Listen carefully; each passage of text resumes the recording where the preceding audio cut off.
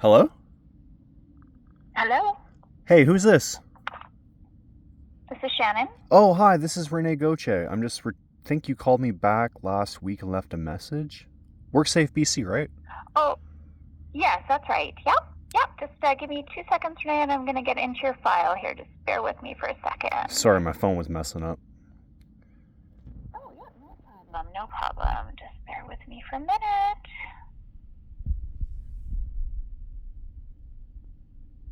Oh, I just need to find you here, Renee. Just a second.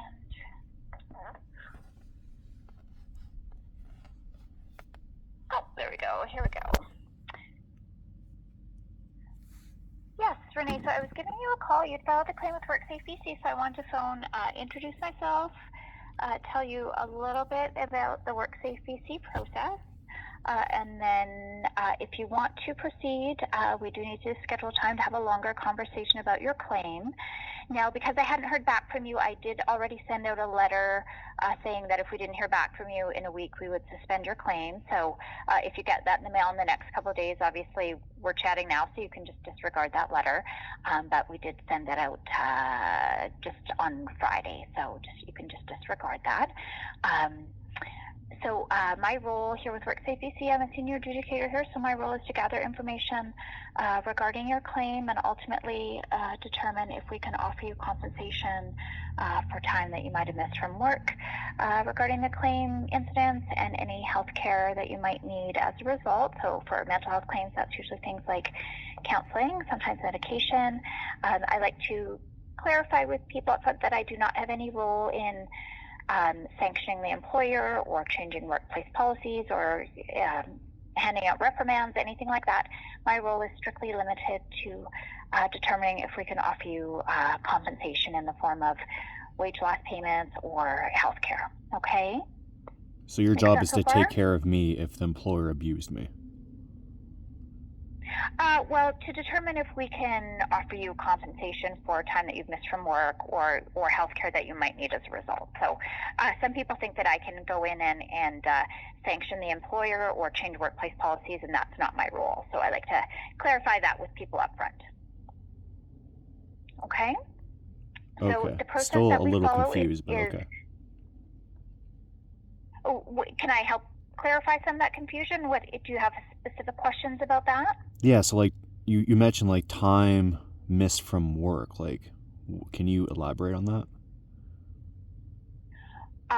So some people end up going off of work because they're experiencing mental health symptoms as a result of something they've experienced at work. So if you've missed time from work and for example, your doctor has said that you need to be off work because, uh, it's unhealthy for you to be at work and you've maybe been off work for a couple of weeks as a result of something you experienced at work, then we would consider whether or not we could reimburse that time that you've missed from work, Or say if I went home at for example. 5:30 and I was supposed to go home at 8 or 8:30 because I was being bullied or harassed at work, you would compensate that?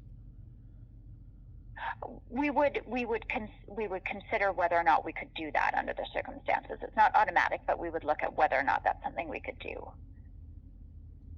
Interesting. Oh, okay. Well, this doesn't seem very promising, Okay. but okay.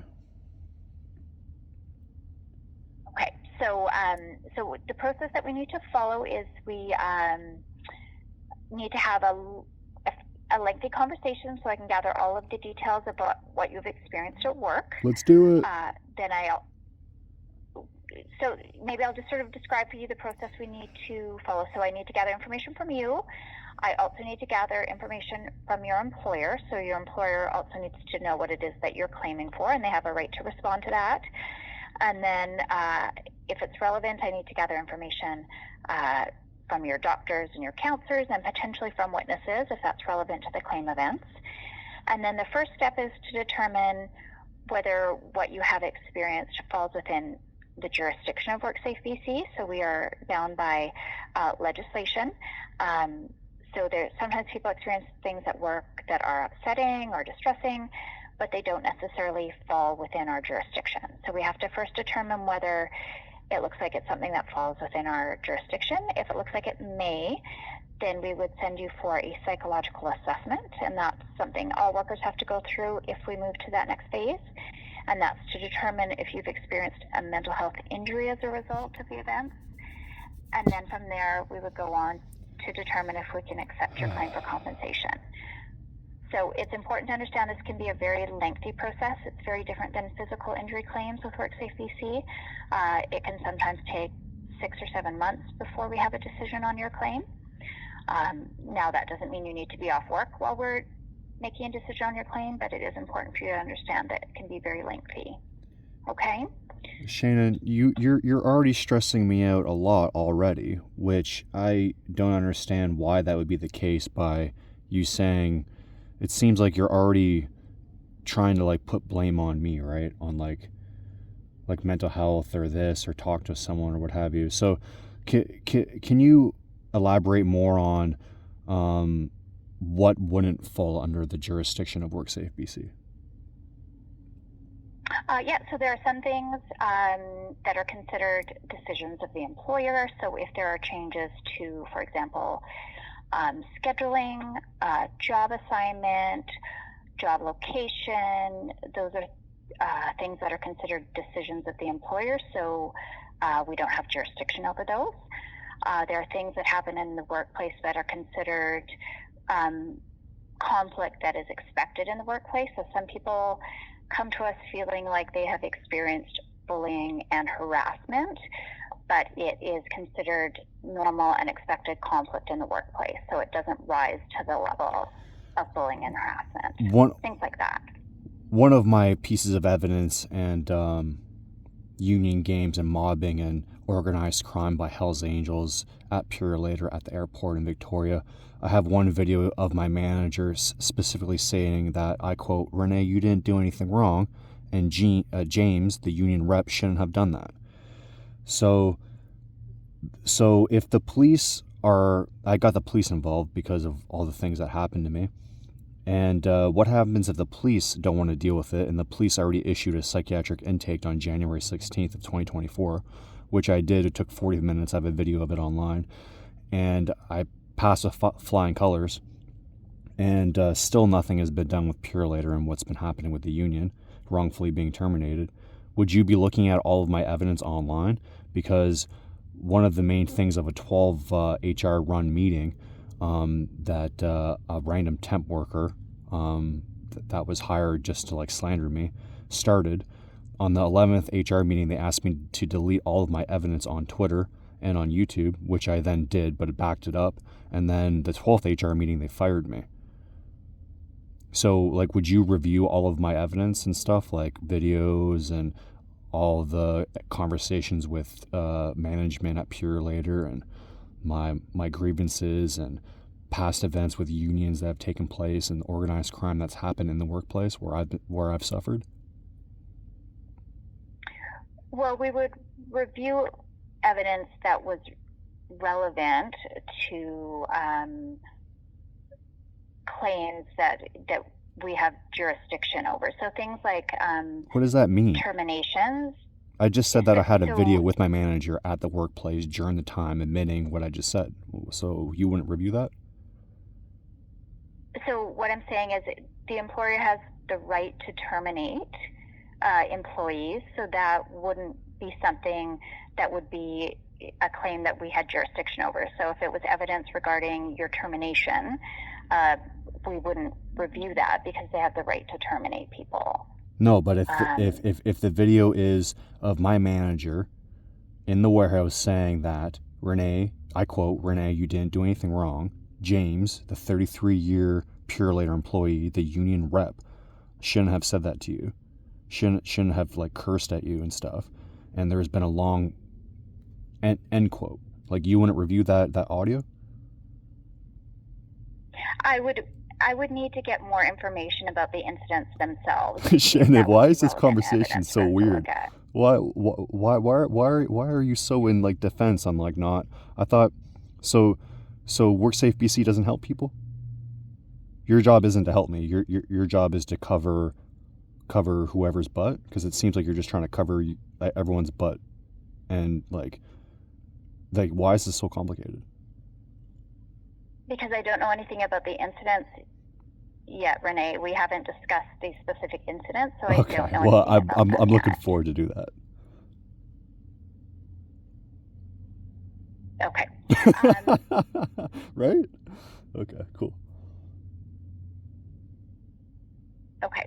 So it's important for you to also know how your information can be accessed. Let's hear it. So, if, regardless of the decision that we make on your claim, whether we were to accept your claim or for some reason your claim was to be denied, if either party were to appeal this decision,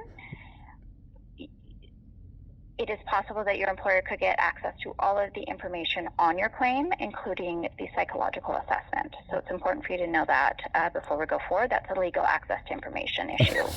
Okay, cool. So do you still wish to go forward? Yeah, of course. This is going to be fun. Okay. We will likely need about an hour and a half for this conversation. For sure. Okay.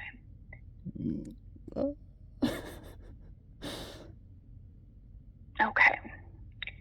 So I am going to... You know that like 2 other WorkSafe BC people called me and passed this on, and then now I'm left with you? Like the last couple weeks, WorkSafe BC called me and said, hey, yeah, this doesn't really fall under my blah, blah, blah. And they were like, pass me to this person. And then another person did that. Oh, yeah, I don't really deal with this. And then now I'm stuck with you. No, well, I mean, like, not stuck with you, but now I'm with you. Did you know that? Yeah, because there are a number of intakes that have to happen before it gets sent to me. That's part of the WorkSafe process, yes. So, like, so you're senior and these people were, like, under you? Is that what you mean? No, there's a process. There are intakes that have to happen, and then it has to get routed to the proper department. So that's how it happens, Renee. Okay. Yeah. Okay. So I am going to...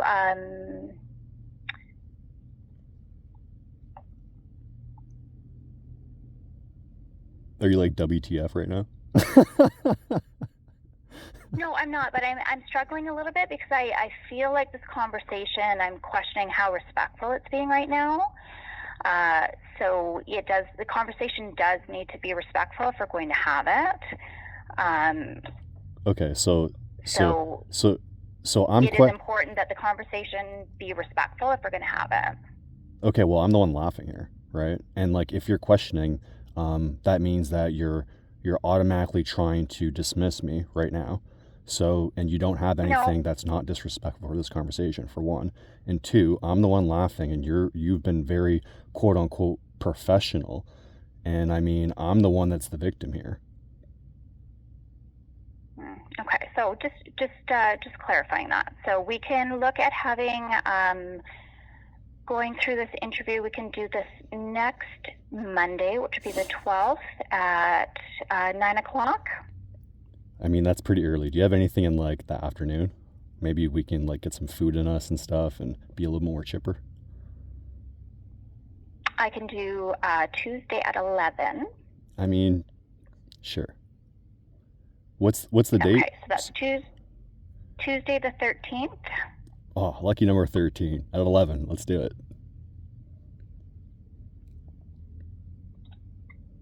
Okay.